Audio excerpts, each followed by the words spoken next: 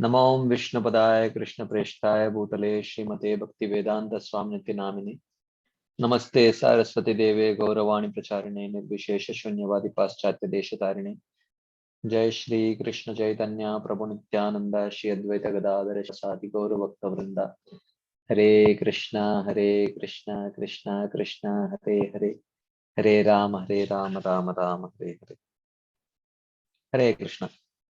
So thank you all very much for joining today's session. We have been discussing from Srimad Bhagavad Gita, second chapter. We have been discussing the commentary of Srila Vishwanath Chakravarti Thakur. So in that, we have been discussing the theme of Buddhi Yoga. Buddhi Yoga includes, as we saw, both Nishkama Karma Yoga and Bhakti Yoga. And in that series of verses, we saw that Krishna says Traigunya Vishaya Veda Nistraigunyo Bhavarjuna Nirdvandvo Nittasatvasto Nidyoga Matmavan, where essentially he says, do not get caught up with all these karma sections of the Vedas. Become transcend these Vedas which talk essentially about the subject matter within the three modes, transcend it and take up service. And then we had an elaborate discussion about how only practice of pure devotional service is beyond the three modes and all the other practice are within the three modes. So we discussed this, right? And then we discussed in the next verse, he said, Yavan Artha, sorry, not this verse. So then in the next verse, Krishna says that Yavan Artha Udapane Sarvatah Samplutodake Tava Sarveshu Vedeshu Brahmanasya Vijanatah. So he says that as all the purposes which are fulfilled by the small wells, of which some are used for bathing, some for washing, some for cleaning, and so on, all of that is fulfilled by one large reservoir of water, like a lake or a river.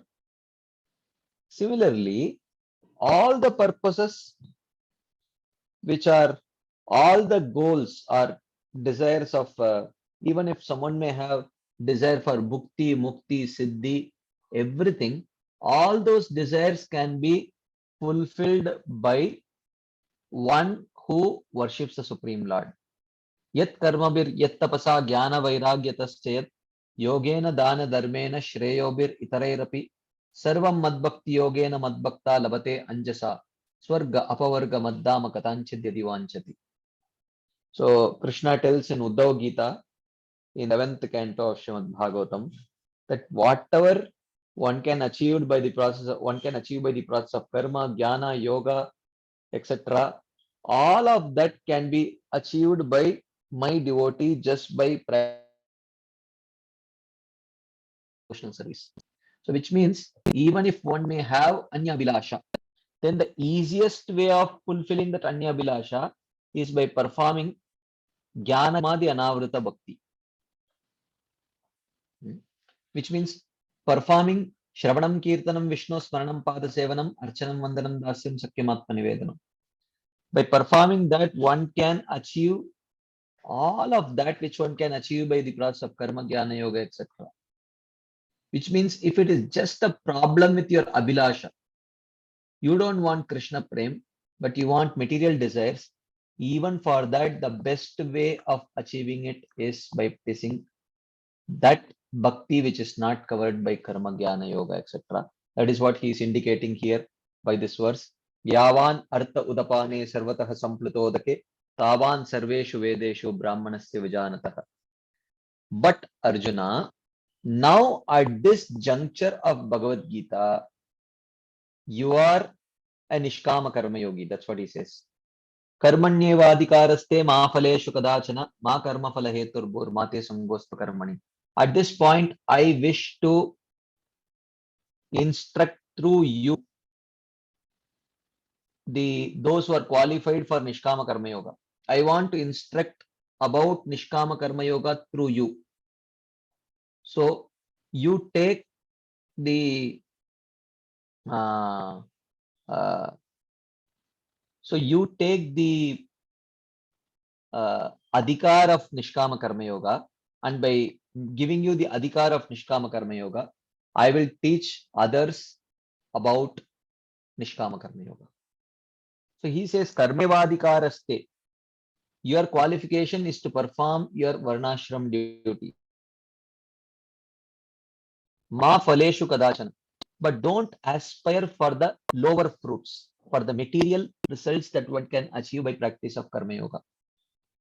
By practice of Karma Yoga, you can gain piety, and by that piety you can enjoy in Swarga, you can enjoy material benefits within this Bhuloka, everything.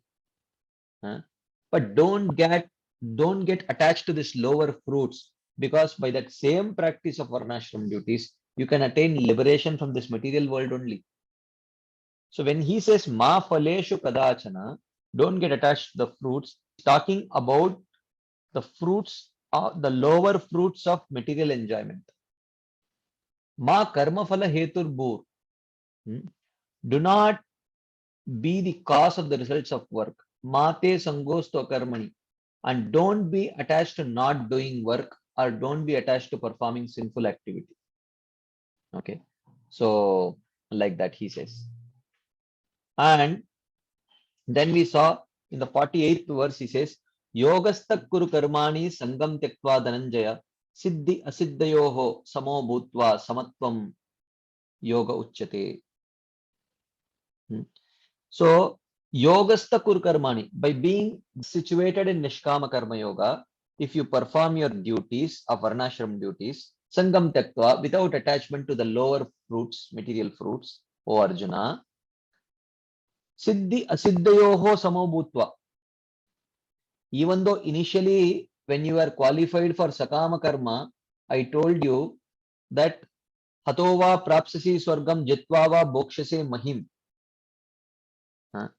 My dear Arjuna, if you fight and you will get to enjoy the kingdom. If you fight and lose, you will get to go to Swarga and enjoy. Therefore, you fight. But now I am telling you that is not a very high level of performing your duty. The higher level of performing your duty is to perform Nishkama Karma Yoga without being attached to these lower fruits. Siddhi Asiddhayoho Samobhutva. And being equal to success and failure. Samatvam Yoga Uchyate. Such equal mindedness is called yoga. So therefore he says, with this verse, Krishna starts teaching how one practices Nishkama Karma Yoga. How do you practice Nishkama Karma Yoga? So by being detached from the material fruits, learn to see victory and defeat as equal. Right? So which means in Nishkama Karma Yoga, it is like telling, don't bother to see whether it is a old 100 rupees note or new 100 rupees note. Okay. You are not collecting new notes. You want to purchase something out of it. Don't get attached to new notes or old notes. Whether it is new or old, that 100 rupees note has a value of purchasing something very valuable. So don't waste your time haggling with people who give you an old 100 rupee note. Don't fight with them, waste your time with them asking for a new note. New note or old note has the same value. So therefore, victory or defeat, you will have to stay in this distress. Don't get over this victory or defeat mentality. Learn to perform your prescribed duties for the higher goal of liberation. Okay, that's what he's telling here. So when Varnashram is practiced with detachment, it leads to purification of heart. And when the heart becomes purified, then one becomes qualified to practice Jnana Yoga, at which stage one can meditate on the Brahman. So, like that. So, Jnana Yoga should be understood. Okay. This is where we ended our discussion last week. So, before we start today's discussion, where Krishna is going to take this discussion on Nishkama Karma Yoga a little further, any quick comments, discussion points, questions, anything anyone would like to share, ask, add?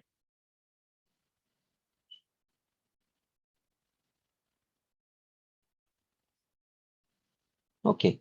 If there is none, then we'll continue our discussion on Nishkama Karma Yoga.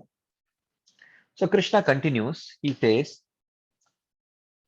Durena hi avaram karma, buddhi yoga dhananjaya, buddhau sharanamanvicha kripanaha palahetavaha. So he says, O Dhananjaya, O Arjuna, avaram karma durena hi. Please keep these inferior actions far away. What Krishna means is, please keep this palahetava karma, actions which you perform to enjoy the meager material pleasures, keep that material far away. Okay. How? Buddhi Yoga.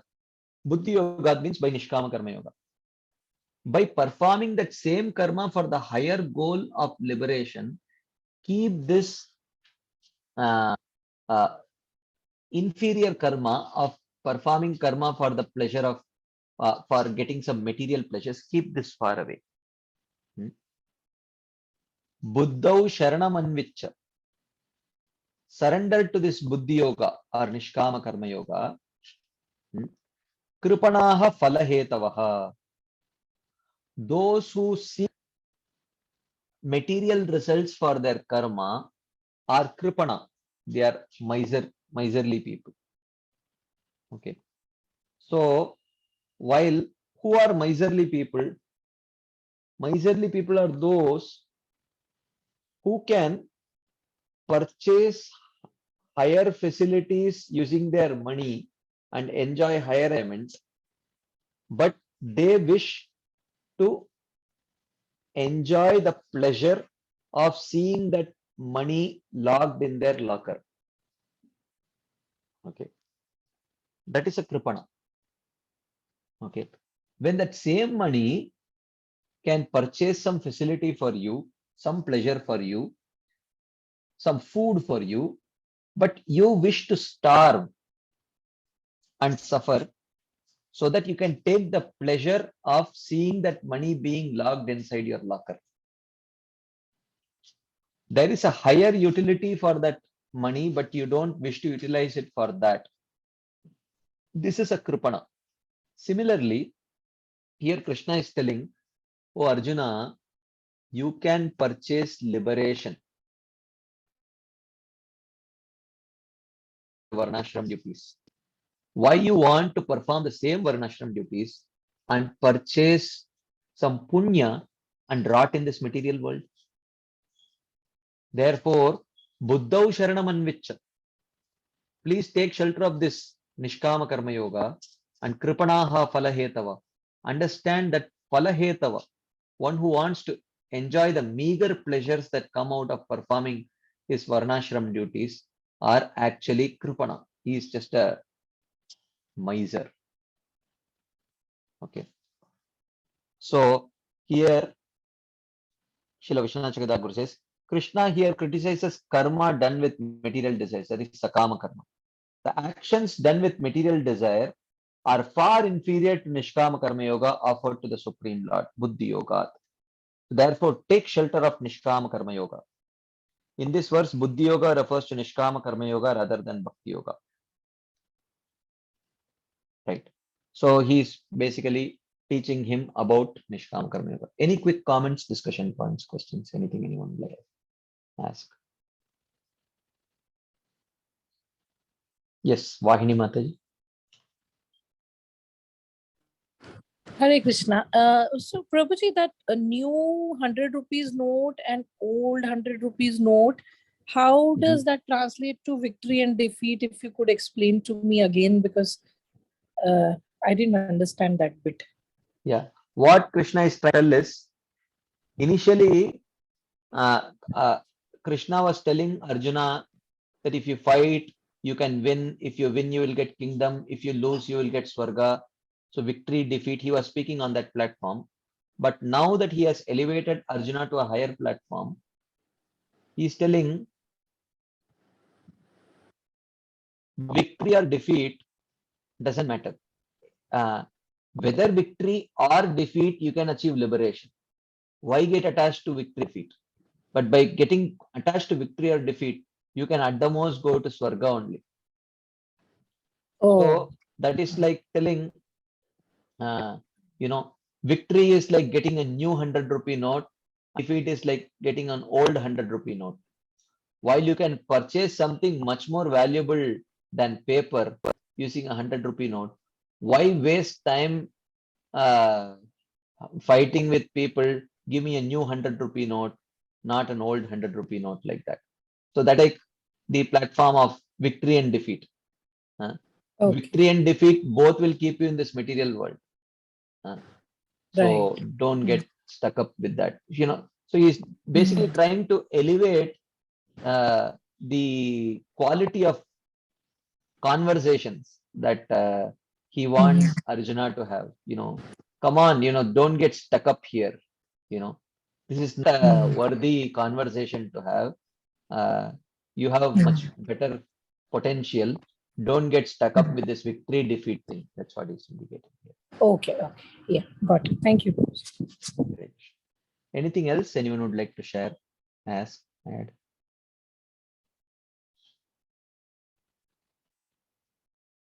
Okay, let's continue then. Krishna is speaking about Nishkama Karma Yoga, instructing about Nishkama Karma Yoga to Arjuna. So he continues. Buddhi yukto jahatiha ube sukrita dushkrite tasmad yogaya yujyasva yoga karmasu kaushalam.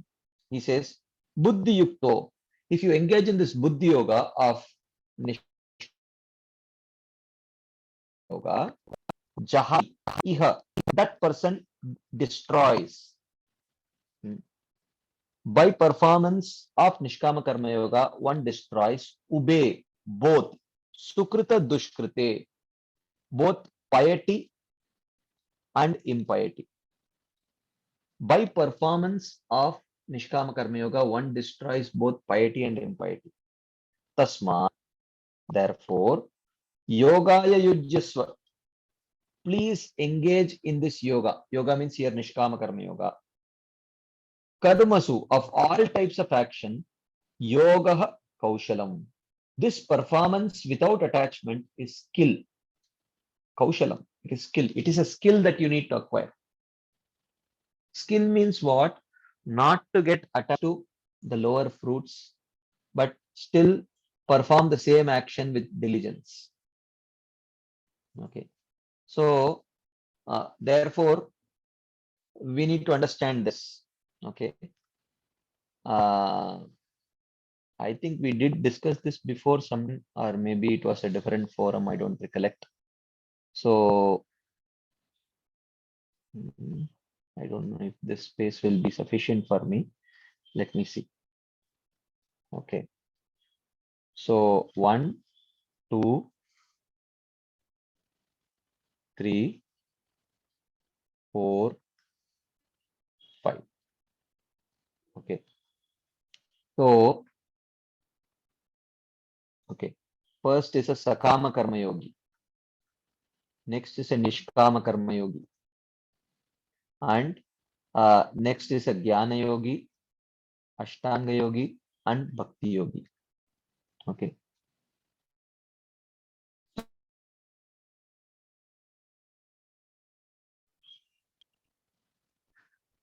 Okay.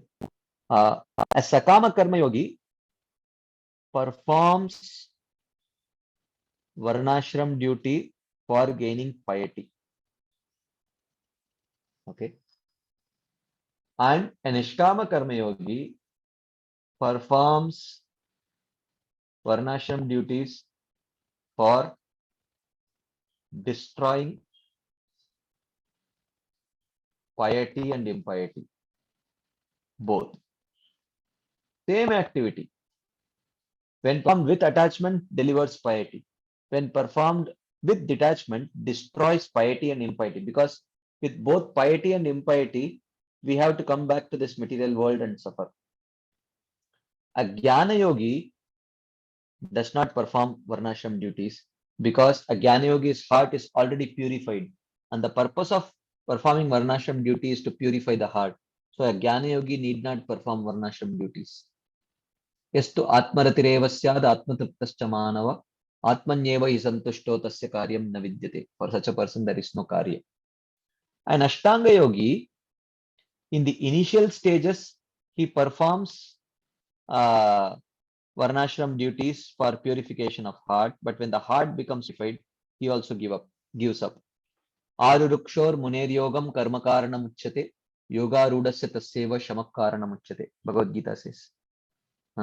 So, a Karma Yogi, an Ashtanga Yogi, in the early stages, which is called as the Yoga Rurukshu stage, he performs his Varnashram duties for purifying the heart.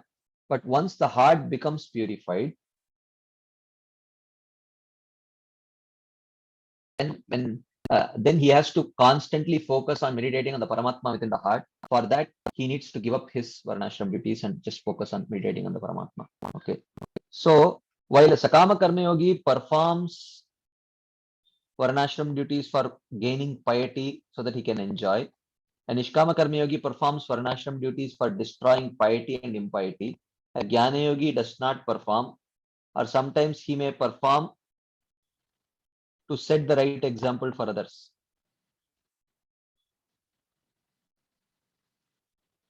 Okay. Lokasangrahamepi sampashyan kartum arhasi. Krishna says. A bhakti yogi also, for his spiritual progress, he need not perform. But for setting the right example, setting example for those who may not have qualification for bhakti, he may perform. Okay. And by non-performance of Varnashram duty, what happens? Non-performance. Okay. By non-performance of Varnashram duty, I think we don't need the third. I think when a Sakama Karma Yogi does not perform Varnashram duties, what does he gain? Sin. When a Nishkama Karma Yogi does not perform Varnashram duties, what does he gain?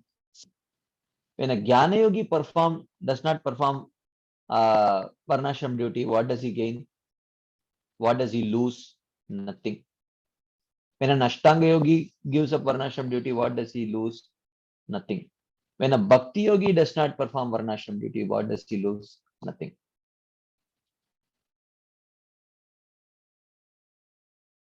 Now, when I talk about Varnashram duties, what it means is performing those activities in the mood of Dharma Adharma.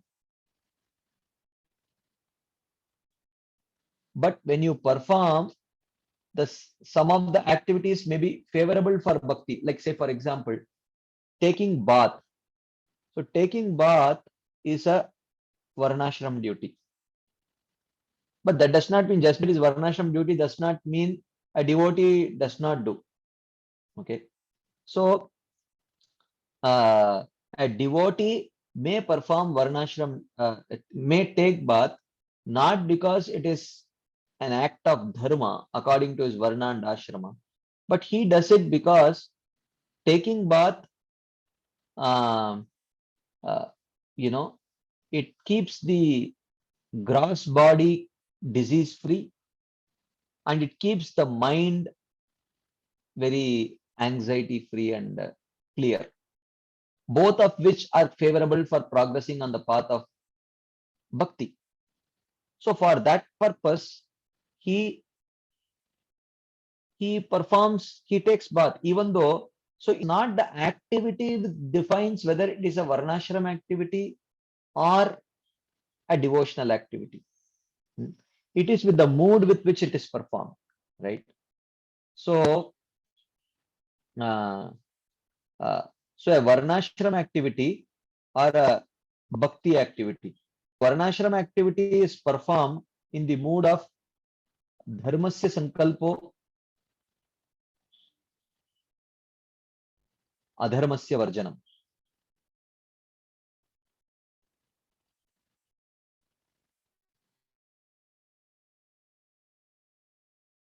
Whereas a devotional activity is performed in the mood of anukulyasya sankalpo, pratikulyasya varjanam.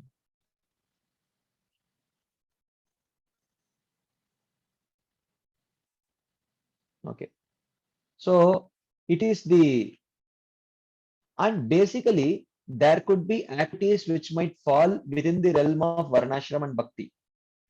So it is not the activity which defines whether it is a varnashram activity or um, or a devotional activity.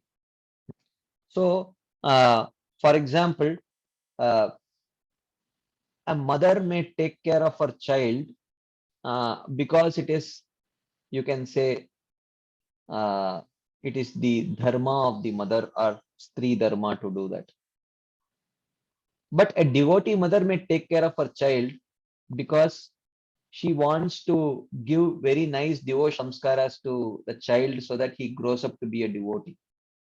So taking care of the child is actually, mm, mm, is it varnashram dharma or is it devotional? It depends on in what mood one takes care of the child. Right? So the activity in itself cannot be called as varnashram or ati. It is with what mood and activity is performed. In fact, there could be certain activities which are performed, which fall, which can be either called as material activities or it can be bhakti or it can be varnashram. Okay. So for example, what is a material activity? A material activity is when something is performed because ragasya sankalpo dveshasya varjanam. What I like, I will do, I will accept. What I don't like, I will reject. This is material activity. And varnashram activity is whatever is dharmic according to my varna and ashrama, I will accept. Whatever is adharmic, I will. And what is devotional activity? Whatever is favorable for my bhakti and whatever will please my guru and Krishna, I will accept. Rest all I will reject. Okay. So now there will be activities which which could fall within either of these categories. For example, if you see on the battlefield of Kurukshetra, Arjuna on the battlefield, okay, and there is pious kings like Bhurishravas and others, they fought on the battlefield. And then there is Ekalavya also fought. So now the action performed was the same action, fighting on the battlefield of Kurukshetra. Now, if you see, Ekalavya is fighting in the mood of, it is not his dharma, right? It is not his dharma. He is not a Kshatriya. It is not his dharma. And he is not fighting to please Krishna also. Okay. But he is fighting. Why? Because he likes to fight. So this is a material activity, even though he is fighting. Okay. So this is done on the platform of Rag.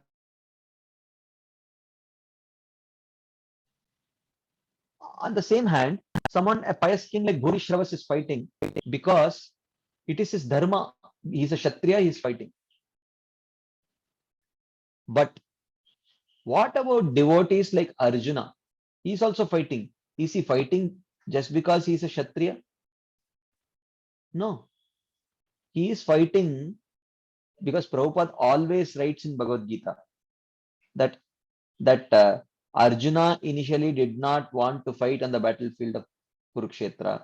But after hearing the Bhagavad Gita, Arjuna fought because Krishna wanted him to fight. Nowhere Prabhupada says Arjuna fought because he was a Kshatriya. So here is Arjuna fighting on the battlefield because he wanted to please Krishna. Even though the act formed is same by the three people, Bhurishravas by the act of fighting, it is a Varnashram activity, he will gain piety.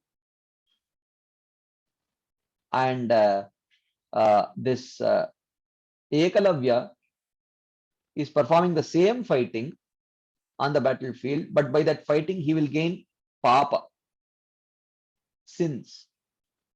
And Arjuna, who is performing the same activity of fighting on the battlefield, will progress on the path of bhakti. He will gain devotional credits. So it is not the activity itself which defines whether it is a material activity or a dharmic varnashram activity or a devotional activity. It is the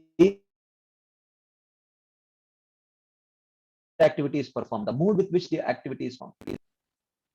So therefore, here Krishna is telling Arjuna that buddhi yukto jahatiha ube sukrita dushkrite tasmad yogaya yujyasva yoga karma kaushalam.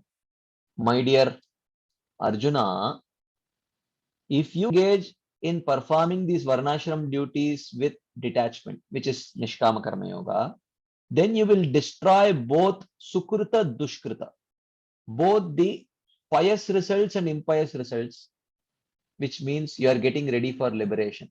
Because if you get either piety or impiety, you have to come back to the material world to enjoy it. But by performing your varnashram duty, you will destroy piety and impiety and get ready for liberation. Okay. Tasmad yogaya yujyasva yoga karma kaushalam. Therefore, engage in this nishkama karma yoga, my dear Arjuna, because this kind of nishkama karma yoga is actually skillful work where you perform your work but not get entangled reactions of that work which will bind you to this material world. Right. So he says, therefore, be engaged in the yoga as described here. Yoga here refers to nishkama karma yoga. Among all actions done with or without desire, action performed with indifference to results is a skill. Because it's not very easy to be indifferent to victory or defeat. Is very difficult. It's not possible. I mean, it's very difficult. I won't say it's not possible, but it is very, very difficult. So that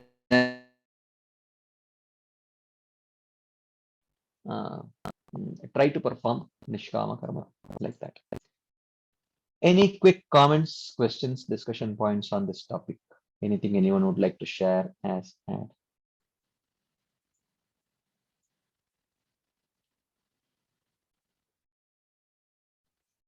Okay.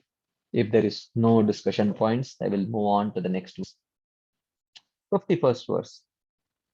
Krishna further continues about Nishkama Karma Yoga. He says, Karmajam buddhi yukta hi phalam tyaktva manishinaha janma bandha vinirmuktaha padagachantyanamayam. So till now he has not spoken about what is the result of performing Nishkama Karma Yoga. For the first time he is going to tell it now. So he says that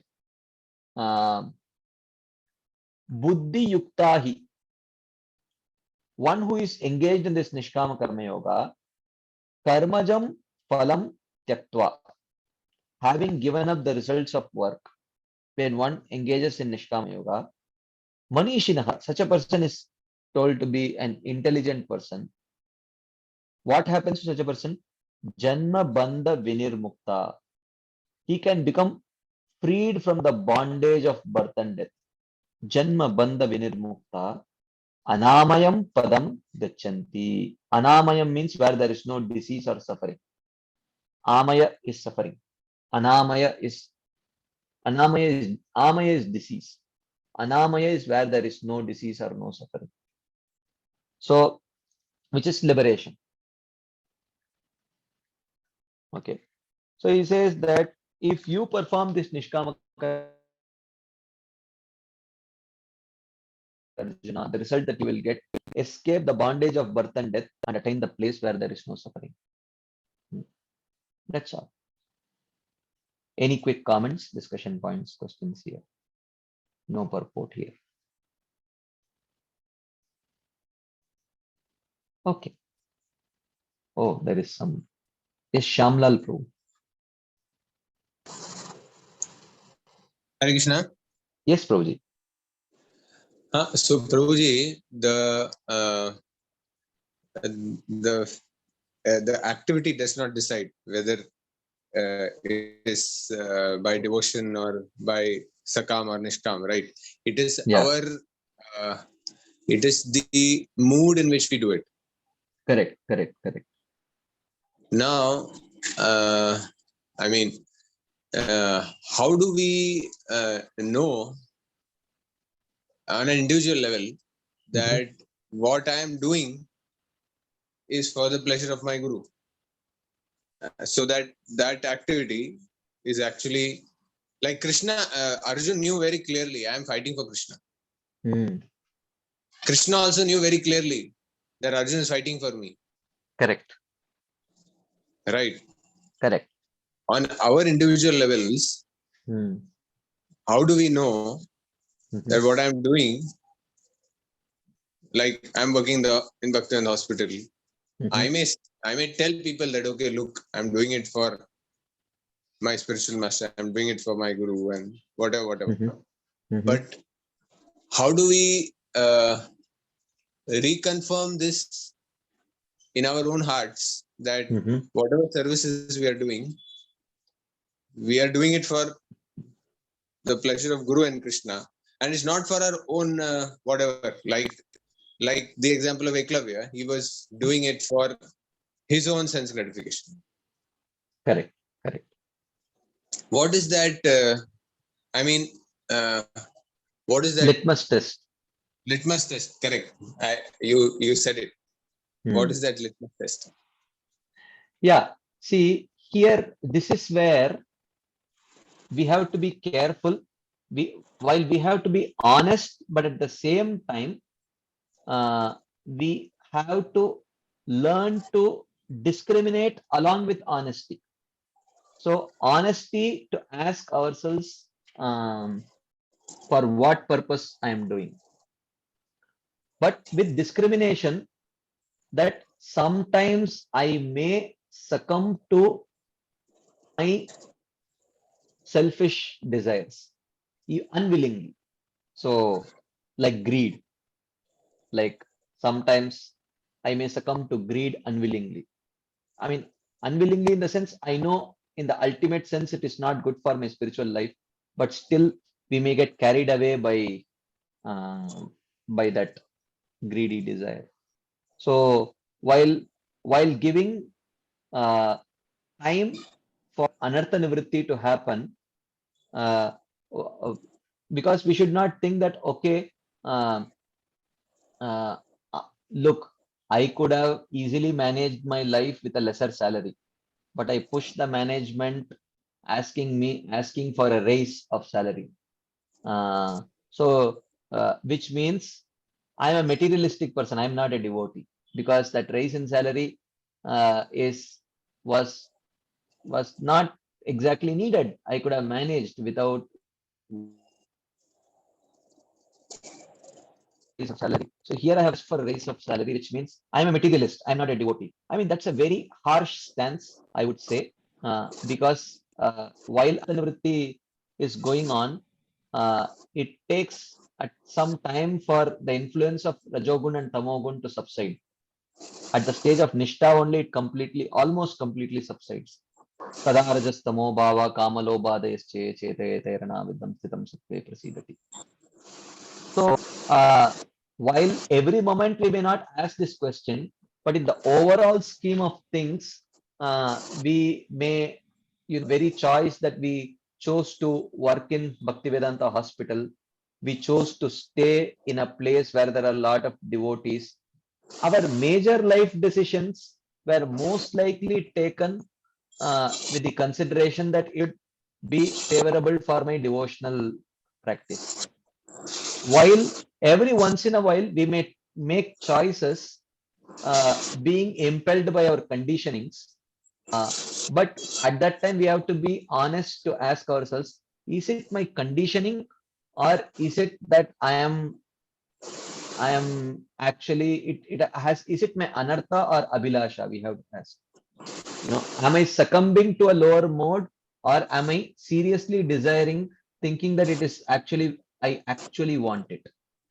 So that is where we need to be a little bit honest, and at the same time little bit discriminating, because if we are honest without discrimination, then we can cause lot of self harm to ourselves by being very cruel to ourselves. Because we should understand that the effect of the modes and the anarthas will be there for a significant duration of time, till the inch of the modes goes down while in the stage of anartha nivritti. So there needs to be the litmus test is actually honesty with proper discrimination as to knowing well when I am responding to the stimulus of my heart, which I have given to Guru and Krishna, and when I am responding to the stimulus of conditioning in the form of lust, anger, greed, etc. So while when I understand that I am responding to greed, lust, etc., then we have to be honest to question ourselves: am I regretting, or am I thinking that this is perfectly fine? So these are some conversations that we can with ourselves to understand whether, yeah, and we are the best persons to answer. No one else can answer for us. Actually, we have to answer for ourselves. Is that relevant, Prabhu? I don't know. Yes. I mean, yeah, these are things that keep going on in the heart, right? So makes a lot of sense. Thank you, Prabhu. Hare Krishna. Thank you. Hare Krishna. Anything else anyone would like to share, ask, add?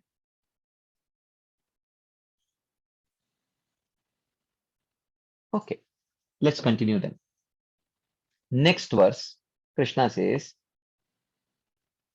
what is at what stage you will become qualified for Nishkama Karma Yoga?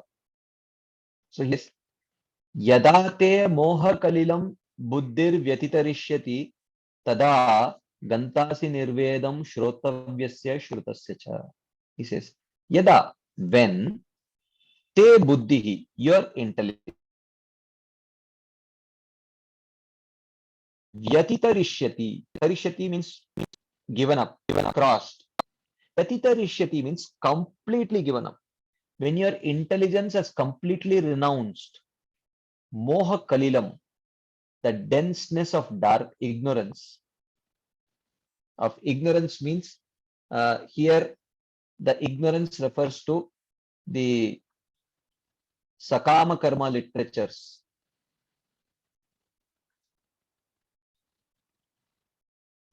Okay, which promise material goals. You do this, you will get this. You do this, you can go to Swarga. You do this, you can get a very nice child. You can get a male child, like that. So all these are Sakama Karma literatures or Karmakandi literatures, which suggest material goal, material benefits for performing these activities. Yada te buddhir moha kalilam vyatitarishyati, when your intelligence has completely renounced this denseness of ignorance, which is attachment to Sakama Karma literatures, which promise material goals. Tada, at that point of time, Dasi Nirvedam. At that time, you will become indifferent. Shrotavyasya Shrutasya cha. You will become indifferent to all that has been heard and all that will be heard concerning fruits of actions. You know, about you do this, you'll go to Swarga. You do this, you will get Somaras, like that. You will become indifferent to all that, which means essentially when you develop a higher taste for liberation, then you will give up all this lower taste. So he says, from the performance of the Supreme Lord, you will develop this neutrality. Okay. So, he says that result intermediate result of Nishkama Karma Yoga is what? Neutrality. Okay. So he says neutrality. When your intelligence are past, particularly and completely the denseness of illusion, at that time you will become indifferent to all the subjects about which you will hear and have already heard. This you will achieve by the destruction of doubts and misconceptions through hearing instructions of scriptures from me. So which means you will understand that, oh Arjuna, do not get attracted to the lower middle results. Liberation is higher. By hearing all these things, you will overcome all these doubts and misconceptions. So then you will start thinking, at the present time, I must practice my sadhana continuously. So you will become attached to performing your duty and not get attached to the lower fruits, like that. So that's what Krishna is telling here. So you perform this Nishkama Karma Yoga the way I am telling you, without getting attached to the lower fruits. And very soon you will develop that neutrality, which will help you progress further. Any quick comments, discussion points, questions about this?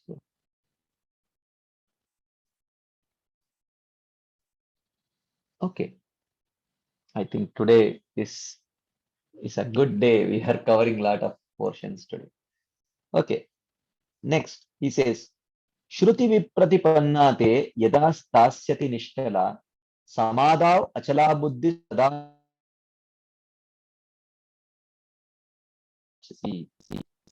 Okay. So now he says, yada te buddhihi, when your intelligence Shruti Vipratipanna is indifferent to the Vedas. Vedas means the karma part of the Vedas. Okay. And Nishtala Stastyati. And it was fixed. Samadhav Achala. And you are situated in Samadhi. Tada Yogam Avapsisi. Then you will attain the status of being a Jivan Mukta, which means perfection of Nishkama Yoga or Jnana Yoga is to become a Jivan Mukta. And a Jivan Mukta, when he gives up his gross body, attains liberation. Okay. He says, when your intelligence is indifferent to the Vedas, to the karma part of the Vedas, because of being fixed and you are situated in Samadhi, then you will attain the status of being a Jivan Mukta. So here he says Samadhav Achala Buddhi. Okay. Achala means immovable. Buddhi means intelligence. Achala, other name of Achala is Sthita.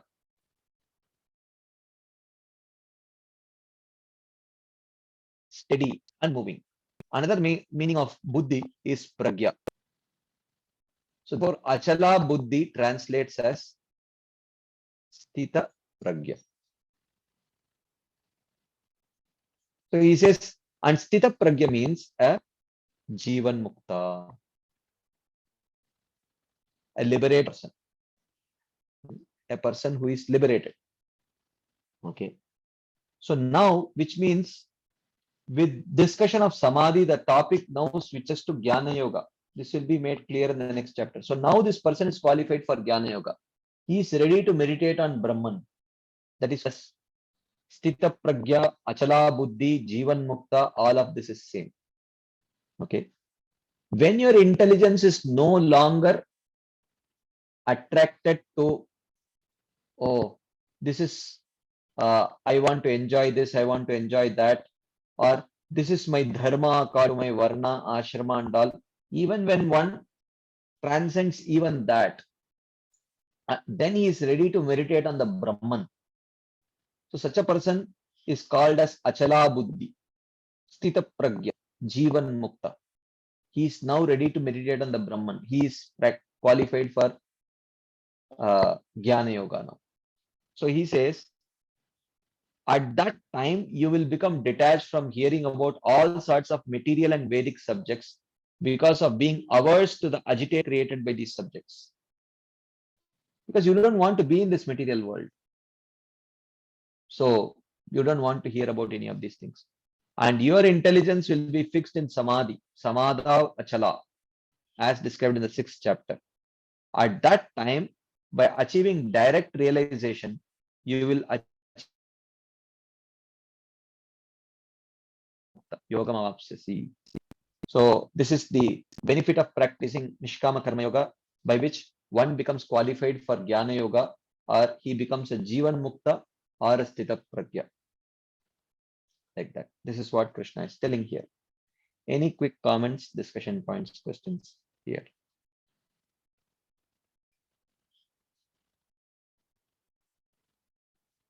Suvarna Mataji. Prabhuji, Hare Krishna, Dandavat Pranam. Shyam Mohan Das Dandat here. Prabhu. Yes, Prabhu. Yes. Prabhuji, this Jivan Mukta, this terminology features in the devotional line also. The Bhakti Yogi will also become Jivan Mukta at some stage in his devotional career. Well, yes, in one sense, you can use that terminology to indicate a person who is ready to go to the spiritual world after giving up his material body, which means when he reaches the stage of prema, you can call him a Jivan Mukta in one sense. Even though the terminology, we use other terminologies to indicate, because generally the word Jivan Mukta is used to indicate a person who is aspiring after Sayujya Mukti. So therefore, in devotional parlance, we don't generally use the terminology of Jivan Mukta, but there is you can say, yeah, when he reaches prema, then you can say, then when he gives up that body, he will go back home, back to Godhead. So you can sort of say, yeah, that's an equivalent of Jivan Mukta. Okay, Prabhu. Thank you. Hare Krishna. Okay, there is something in the chat box. Oh yeah. Harir Dasya Karmana Manasa Gira Nikila Swapi Avastha so Jivan Mukta Sauchyate. Yes, thank you very much. Yeah, this is one place where the word Jivan Mukta is used in devotional parlance, actually. Yeah, that's a very nice point. So when Iha Yasya Harir Dasya, Iha means endeavor or action. When anyone's endeavor or action is Harir Dasya, is in the mood of being a servant of Krishna, and as an act of service to Krishna, Karmana Manasa Gira, whether the action through physical actions, mental actions, or verbal actions, anything that he does is in the mood of being the servant of Krishna and as an act of service to Krishna, then such a person is Jivan Mukta. At every moment, like Shamlal Prabhu asked, that Prabhuji, every single person thing that I am doing, how do I know I am doing for? So only at the stage of being a Jivan Mukta, every single act, either mental, physical or verbal that you do will be spontaneously for the pleasure of Krishna. But at our stage, even though overall we want to do it for the pleasure of Guru and Krishna, many times there will be obstruction from our conditioning, which will push us to act for our own gratification. So we should not become very immediate. We should not immediately jump on ourselves and tell that, oh, you are a materialist, you are calling yourself a devotee. I am not even a or I am a mixed devotee, like that. One should not come to such conclusions because there is a very complex interplay of our conditions and our convictions. So we have to learn to discriminate them and be little kind on ourselves. We should not be very eager to brand anyone, including ourselves. Okay.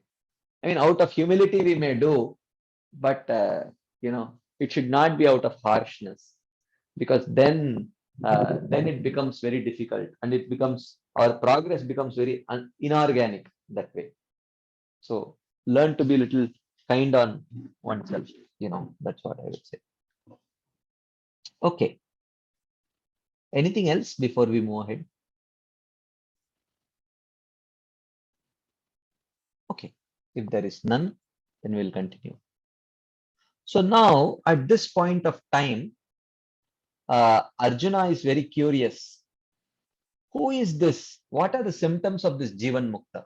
What are the symptoms of this Sthita Pragya, Achala Buddhi that he is talking about? So Arjuna asks this question. So now Nishkama Karma Yoga is over. Now he is going to talk about Jnana Yoga and the qualification for a person who is ready to meditate on Brahman. Okay. What is his qualification? Okay. So Arjuna says, Sthita Pragyasya ka bhasha, Samadhistasya Keshava, Sthita Dhir kim prabhasheta, kim asita, vrajeta kim. So he says, O Keshava, Samadhistasya, because in the previous verse he said that Samadha Achala Buddhis Tada Yogam Avapsisi. So you attain Samadhi.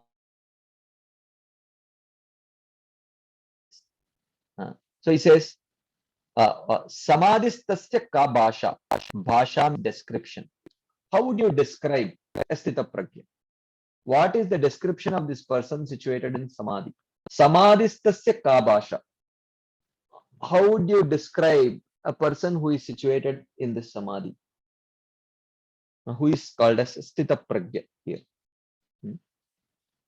Sthitadir kim prabhasheta.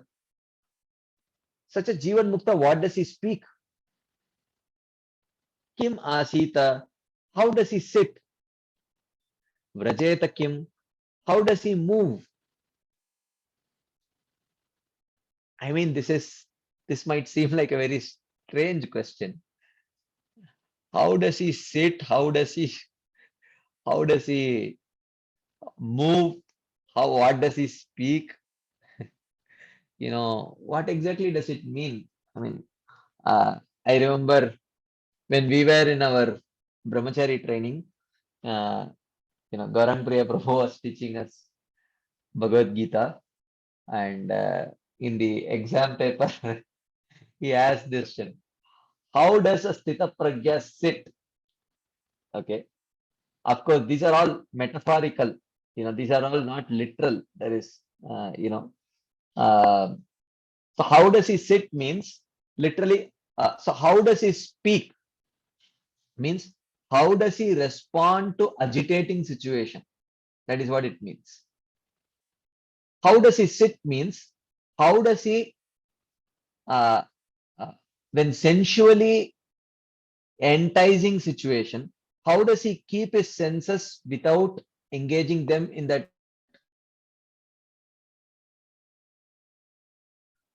That is the meaning of how does he sit. And how does he walk means when there is a need to engage his senses, how does he engage them without getting entangled in this material world? So that is the meaning. How does he speak means how does he respond to agitating situations. How does he sit means how does he control his senses in a sensually stimulating situation. And how does he walk means when there is a need to engage his senses, how does he engage? This is the question. So in the question paper, and of course there are, Hare Krishna is going to answer these questions. So Gaurang Priya Prabhu asked, how does a Sthita Pragya sit? And one devotee who had not studied anything, he answered it based on his generic intelligence. Okay. So he wrote, he sits with a straight back. Like that. So even though it is, it is not literal. The question is not how does he sit does not mean it's not literal, but it is figurative here. So hearing about the intelligence fixed in samadhi, samadha achala buddhi, Arjuna asks about the characters of that yogi. Sthita pragya in this verse has the same meaning as achala buddhi in the previous verse, fixed intelligence. What qualities can describe the Sthita pragya? What are the qualities of the Sthita pragya? Sthita pragyasya ka bhasha. What are the qualities of the person situated in? Actually, the terms Sthita pragya, samadhistha, and achala buddhi, and jivan mukta all mean the same. Sthita pragya, samadhistha, achala buddhi, jivan mukta. What will that person say in the face of happiness and distress, respect, disrespect, praise and condemnation? Titadir kim prabhasheta? So 4 questions actually here. Okay. Ka bhasha is one, which talks about, what are his qualities? How would you distinguish such a person? Kim prabhasheta? How does he speak? Okay. Here it means, how does he respond to dualities? Okay. Kim asita? How does he sit? Means how does he control his senses?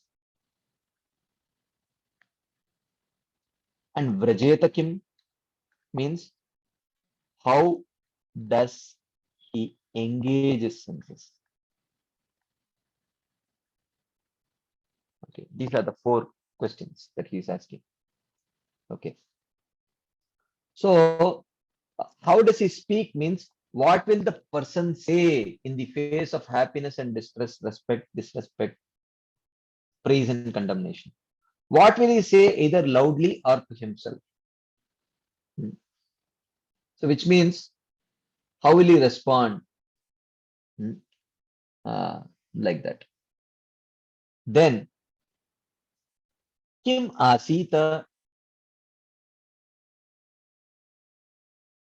means how does he sit? But what it means is in what way will his senses remain unresponsive to the external objects? How will he keep his senses non-responsive to the external stimulus, sensual stimulus? And vrajeta kim, how does he walk? This is what the literal meaning. In what way will his senses respond to the objects? When there is a need to engage the senses, how would he engage his senses? Okay. This is the question asked by Arjuna. Any quick comments, discussion points, questions here? There is one in the chat box. Nishkama to Jnana, what are the internal changes? This is a very good question. Thank you. Someone asked. When one moves from Nishkama Karma Yoga to Jnana Yoga, what are the internal changes? Internally, the person, his Rajoguni, Tamoguni vasanas gradually become destroyed. So he overcomes all his conditionings. And he no longer becomes attached to material stimulus. No amount of material enticement. He overcomes all kinds of material enticement. Good you asked this question. I am surprised because that's exactly what here Arjuna is asking. And the next section is going to describe about the internal changes of a person who moves from Nishkama Karma Yoga to Jnana Yoga. That is what is the question that Arjuna is asking here. Sita pragyasya ka bhasha, samadhistasya keshava, sita dirkim prabhasheta, kimasita vrajeta kim. So this is actually talking about his internal changes. What changes happened in this person? What are his qualities? What are his symptoms? That's what you are asking.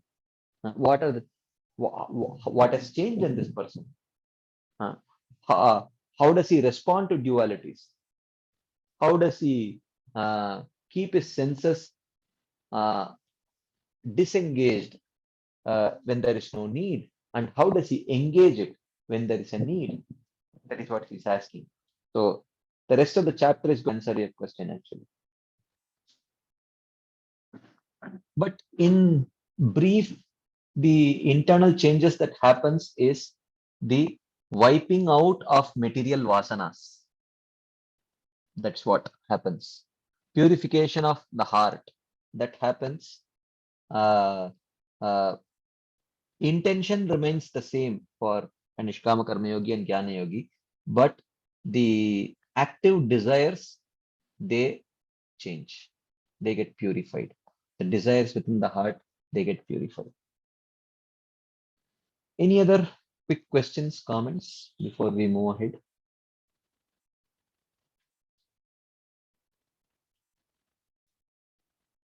Okay, let's continue then. So Krishna is going to answer this question here. Shri Bhagavan Uvacha Prajahati yada kaman sarvan parthamano gatan atmanyevatmana tushtah tita pragyastadochyate. Internal change, he asked. What? So this question, this answers ka bhasha. What are his symptoms? Okay, what are his symptoms? Yada, when that person, prajahati, jahati means to give. Pra is prakrishta rupena jahati. Means completely gives up. Pra jahati, when he completely gives up, sarvan manogatan kaman. You see, he does not say sarvan kaman prajahati. When he gives up all desires, he's not that kind of he does not give up, he does not say sarvan kaman. He says sarvan manogatan kaman prajahati. Manogatan kaman means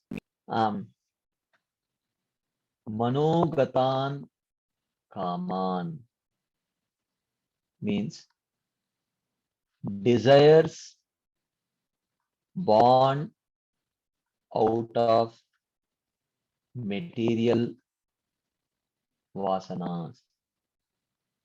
Because there are desires born out of our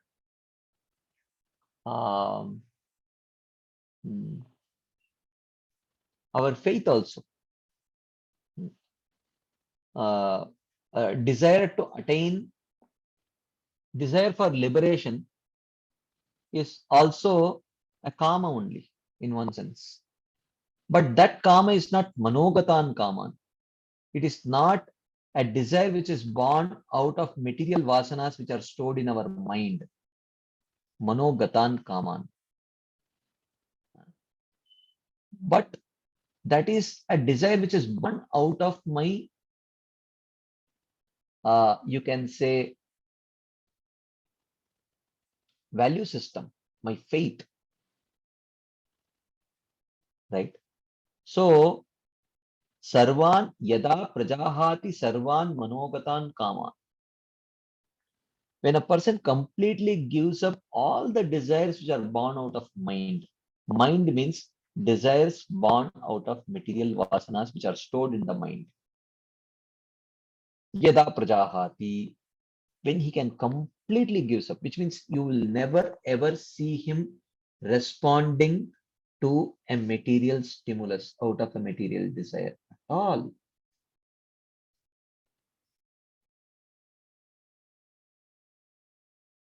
Hati sarvan manogatan kaman. Okay. So then how is he satisfied?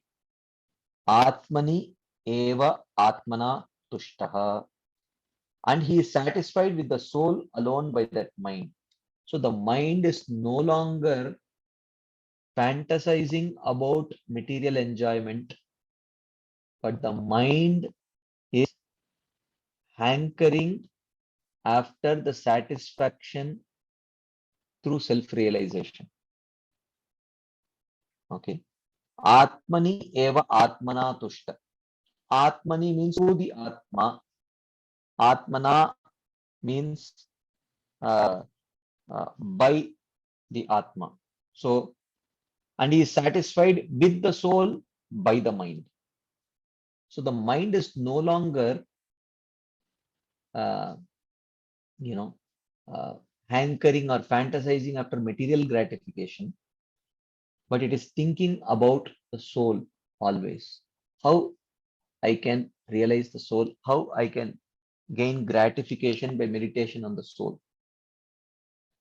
Stita pragyastadochyate. This is a very clear-cut symptom of a stita pragya. Yada prajahati sarvan manogatan kaman. So manogatan kaman bhat. Okay, he completely gives up all desires which are born out of mind, which means all desires born out of material vasanas which are stored in the mind. But the mind is thinking about uh, enjoying in the association of the soul, realizing the soul. Atmana tushtaha, he's satisfied just with the soul.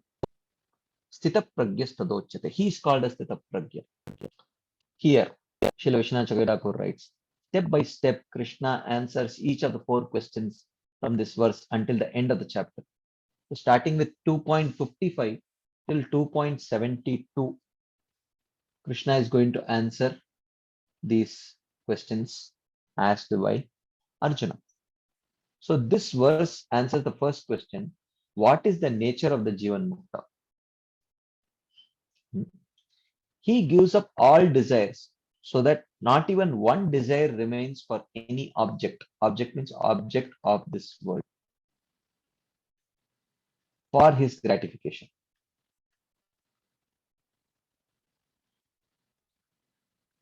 Okay.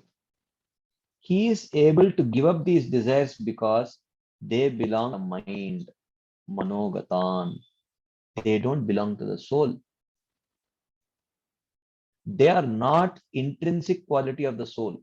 Therefore, sarvan manogatan kaman prajahati. If they were in the intrinsic quality of the soul, they could not be given up, just as fire can never give up heat. So such a person cannot give up something which is intrinsic to the soul, because something which is intrinsic to the soul, how can the soul give it up? Right? So, so he says, what is the cause for this?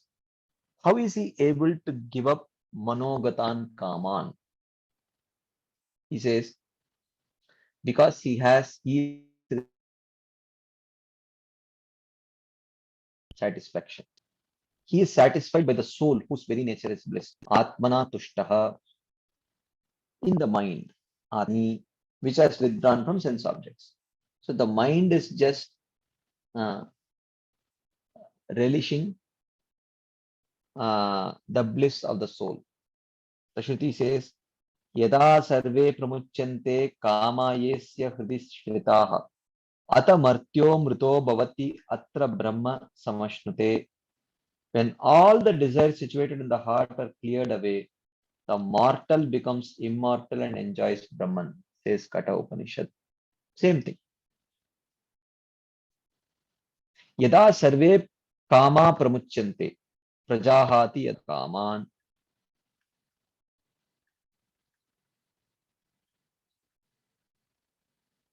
Okay. Ye asya hridi sthite manogatan. Hridi shritaha means manogatan, because mind is also in the heart. Yada sarve hridi shritaha kama pramuchyante. Yada prahati sarvan manogatan kama. Same meaning. Okay. Like that. Okay. Any quick comments, discussion points, questions before we move ahead? Anything anyone would like to share, ask, add?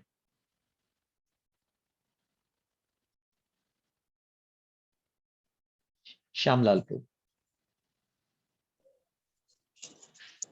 So, Prabhuji, this stage of Sthita Pragya comes in the life of devotee also? That was the exact question Sham Mohan Prabhu asked. Yes, yes, it does. It happens to a great extent at the stage of Nishta. Almost at the stage of Nishta, one almost reaches there, but at the stage of Ruchi, Asakti, etc., yeah, one almost definitely one reaches that stage. Yes. And at the stage of Bhava for sure. That means my question is every sadhak devotee, as he's progressing at some point of time, he should experience this stage. Yes, definitely. He will. He will. If he's sincerely practicing, he will definitely for sure. Right. Okay. Correct. Because Oh, sorry, bro. I muted you. Sorry. I muted you. Please unmute yourself, bro. Sorry. Shamlal, bro. You can unmute yourself. yeah, Haribab. Yeah. So I mean, in the Bhagavatam also we see so many examples. Like you have the story of Ajamil, where the Vishnudutas come and and then he goes to do tapasya, and then after that he perfects his life. So in that whole process, all these devotees like Ajamil, whether we take the example of Ajamil or we take the example of Dhruv Maharaj, they all of them are going through these. Like Dhruv Maharaj was a small child, he came with some other, so many material aspirations for that matter. Follows his guru, and then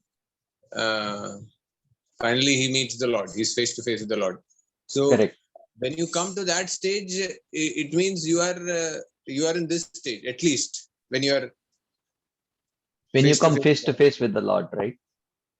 Yeah, that means at least you are at this stage. Oh, definitely. Definitely. Yeah. You are much more than that, actually.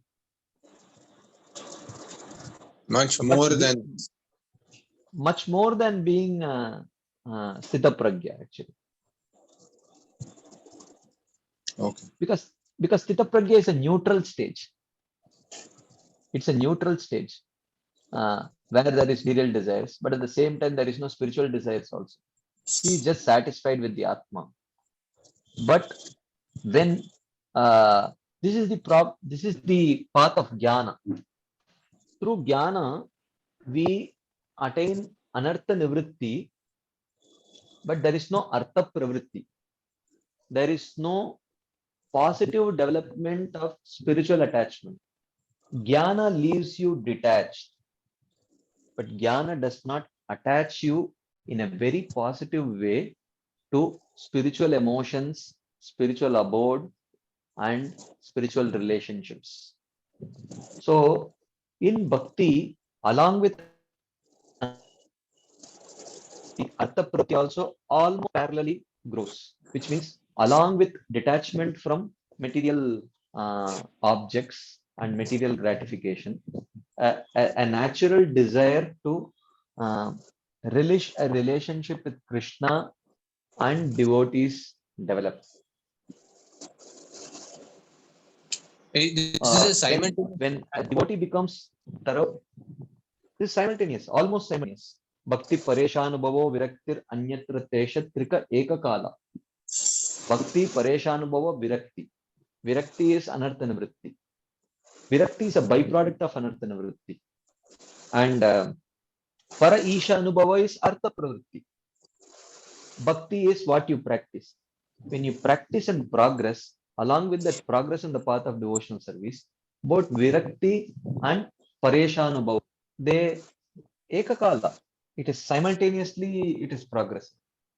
So, but on the path of jnana, there is anartha nivritti only. There is no artha pravritti.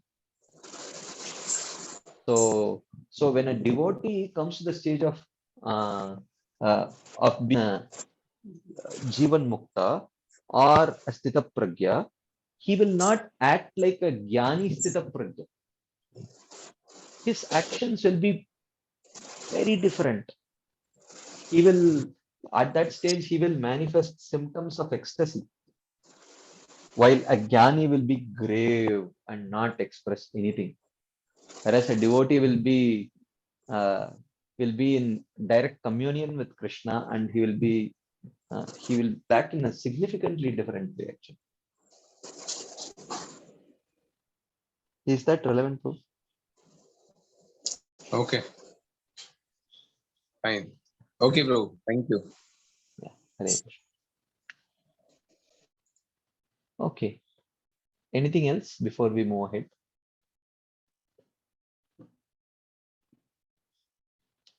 Okay. Okay. Sonar Saki Mata.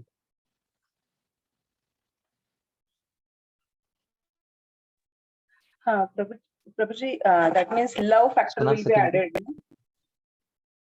What Mataji? What in in the Gyani and difference between the Gyani facing Krishna and devotees facing Krishna, that love for the Lord will be that will be differentiating. That Yeah. is what Yeah. I feel. Is it correct? Yeah. Correct. Yeah.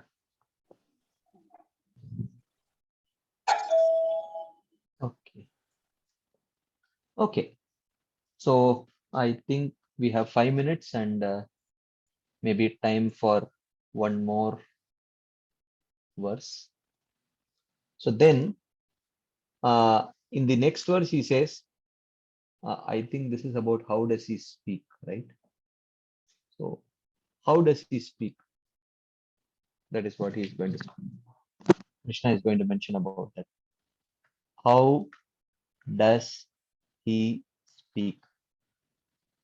Which means, Kim Prabhasheta, which means, how does he respond to dualities? How does he respond to dualities? Dukkeshu anudvignamanaha, sukeshu vigataspruhaha, वीतराग भय क्रोधः स्थितधीर मुनिर उच्यते. He says, dukkeshu unudvignamana. Dukkeshu, in whenever there is a very sad situation, udvigna means agitated or grieved, grievance. Anudvigna is negative prefix.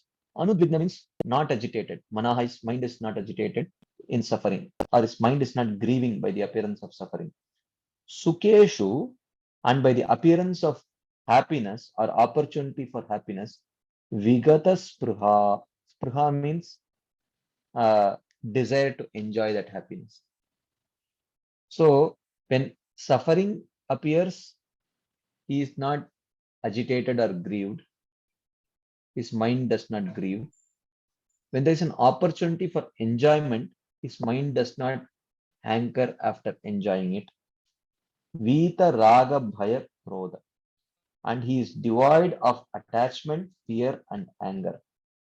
Sthita dhir muni ruchyate. He is called a Sthita pragya or Sthita dhir muni. So he says, how does he respond to dualities? So dukkha, sukha is duality. How does he respond to dukkha without getting agitated? While one who has not reached that stage, he will get very agitated. How does he respond to sukha? Vigata spruha. Sukha means opportunity for enjoyment. How does a normal person respond? He craves to enjoy that, take that opportunity and enjoy. But this person has given up all that craving. Vita raga bhaya krodha. And one who is devoid of attachment, fear, and anger is Titadir Muni Ruchate. He is called as Tita Prajna. So here Srila Vishwanath Chakradhar says, this verse and the next verse, the Lord answers the question, how does he speak? Right? His mind disturbed by adhyatmic suffering in the form of hunger, thirst, fever, or headache, by the adibhautik suffering coming from snakes or tigers, or by the adidaivic suffering arising from extremes in wind or rain. Okay, so he is dukkeshu anudvignamana. His mind is not disturbed by adhyatmic, adibhautik, and adidaivik kleshas. When someone asks about his welfare, he says simply that this suffering is his prarabdha karma, which he must unavoidably endure. So he sees that, it is just my prarabdha karma which I have to endure. He sees it that like that. So therefore, he is not agitated, because agitation comes when there is attachment, and also when we see that the suffering that I am getting is very, I don't deserve it. When we see injustice, okay, so he is not agitated with suffering. Dukkeshu anudvignamanaha. Otherwise, internally he will think in this way if not asked. Okay, he thinks, oh, it's my prarabdha karma, no problem, no issue.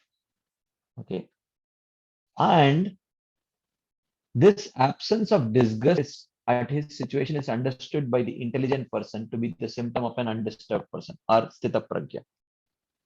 Okay.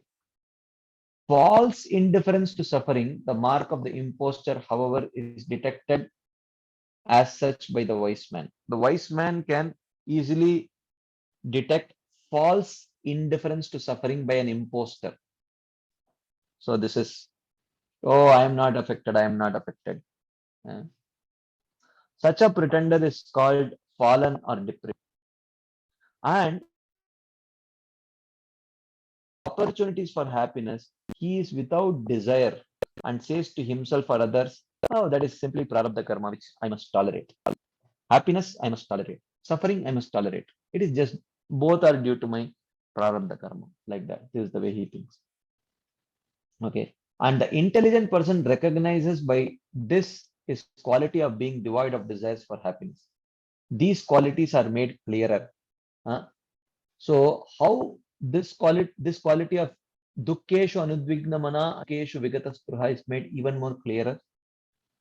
Vita raga, he is devoid of attachment to enjoyment. Vita bhaya, he is devoid of fear from things such as tigers that want to eat him. Vita krodha, he is devoid of anger towards friends who have attacked him. Okay, so when these kind of situations come, you can understand, oh, he is a sthita pragya.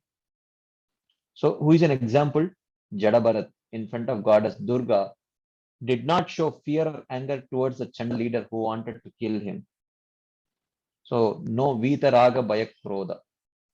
This was Jadabharat. So he is a Sthita Pragya. Anyway, it's already 2 minutes past 9:30. So I will stop here. And if there are any questions on this, we will take it next Friday. So thank you all very much for your patient listening and your enthusiastic participation. So we will meet again next Friday. Srila Prabhupada ki jai, Srila Vishwanath Chakravarti Thakur Pad ki jai, Srimad Bhagavad Gita ki jai. Hare Krishna. Thank you very much.